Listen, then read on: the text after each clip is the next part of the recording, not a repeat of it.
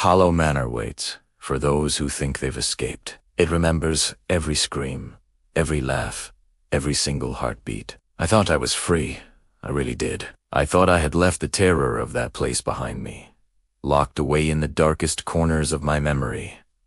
But the shadows had learned my name. Weeks later, a package appeared at my door. It was small, unassuming, wrapped in plain brown paper. No sender, no return address, just a black envelope inside, sealed with a crimson wax stamp. My hands trembled as I broke the seal. Inside, a single, elegant note lay on black cardstock. The words were written in a chillingly familiar script.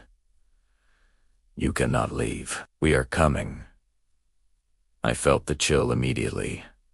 A cold that had nothing to do with the autumn air. It was a cold that seeped into my bones. A cold I recognized. The walls of my own apartment began to whisper. The air, once clean and familiar, now tasted of ash and old, decaying wood. That night, the fog returned. It wasn't the gentle mist of the city. It was thick, suffocating. A living thing. Hollow Manor was no longer a distant nightmare. It was here. I saw it, shimmering in my window's reflection, its jagged silhouette superimposed over the city skyline. My heart hammered against my ribs. I threw open the door and ran outside, desperate for the familiar chaos of the streets. But they were empty, utterly silent. No cars, no distant sirens, no lights from the neighboring buildings. Just the oppressive fog and the whispers. They slithered through the mist, coiling around me, calling my name in a dozen different voices. Some I knew, some I didn't. Then, the ground beneath my feet cracked. Fissures spread across the asphalt like veins. And from them, shadows rose. But they weren't just rising from the ground, or from the walls. They were rising from inside me. I could feel them tearing their way out, clawing through my very soul. They took shapes, familiar shapes, the faces of my friends, my family. They were smiling, laughing, but their eyes were hollow pits of despair, their mouths stretched into impossibly wide, silent screams. Panic seized me. I turned and ran, my legs pumping, my lungs burning. I didn't know where I was going, just away. I found myself at the edge of a forest that shouldn't have been there, a dark and tangled wood that swallowed the city lights. And from the dense fog at its heart, Hollow Manor emerged. It was larger than I remembered, taller, darker, a monument to madness. Its windows were alive, filled with shadows that moved like hungry, grasping hands. There was nowhere else to go. Against every instinct screaming at me to run, I entered. The great oak doors slammed shut behind me with a boom that echoed through the unnatural silence. A chorus of whispers filled the grand foyer, a chilling symphony of malice. "You laughed first," they hissed. "Now we feast." The very architecture of the manor defied logic. The hallways twisted and bent at impossible angles. Doors I opened led to bricked-up walls or sheer drops into nothingness. I looked out a window and saw stars, not the familiar constellations, but alien patterns of light that seemed to watch me with cold, intelligent hunger. From the ornate ceiling, shadows dropped like giant, silent spiders, their tendrils wrapping around my arms and legs, cold and heavy. They pulled me deeper into the house, their whispers a constant, maddening chant. Forever, forever, forever. I stumbled and fell, tumbling through a doorway into the mirror room. Hundreds of mirrors, floor to ceiling, lined the walls, each one reflecting a different version of me. Me as a child, me laughing with friends, me crying alone. "We are every step you've taken." The reflections whispered in unison, their voices my own but twisted with malevolence.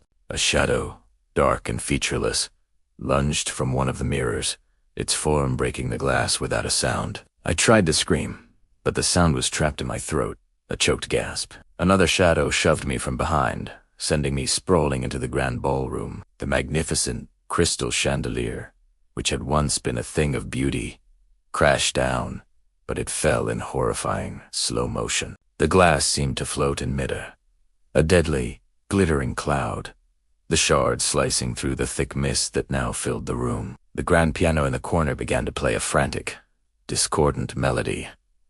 The notes weren't music. They were screams, pure, raw, and agonizing. And there on the dance floor, reflections of my past self, the happy memories stolen from the mirrors, waltzed with the faceless shadows. I had to get out. I scrambled back to the hallway, but Hollow Manor shifted around me. Stairs I tried to climb led to nowhere, their steps melting away into the void. The floor beneath my feet would drop away into an infinite darkness, forcing me to leap to another shifting platform. I found my way to the garden, a twisted mockery of nature where thorny vines choked stone statues, and the flowers wept black tears. And there, floating in the center of a dying fountain, I saw yet a single, iridescent unicorn feather, glowing with a soft, ethereal light. "Take it, or join us forever," the collective voice of the hollow whispered from every direction. It was a choice, a final, desperate chance. I lunged for the fountain, my fingers closing around the feather just as the shadows swarmed. They converged on me from all sides, a tidal wave of darkness. But as my skin touched the feather, it erupted in a blinding, pure light. The manor itself seemed to scream, a structural, tearing sound of rage and pain. The shadows shrieked, a sound that ripped through the air, and then they dissolved, turning to smoke and vanishing into the brilliance. I woke up on the damp grass outside my apartment building. The morning fog was thin and harmless. Birds were chirping. The city was waking up. The manor was gone, as if it had never been. It's been months, and life has almost returned to normal. Almost. Because every night, when the darkness falls, I feel it. Failed them, the shadows watching from the corners of my vision, waiting for me to laugh again. Hollow Manor always remembers.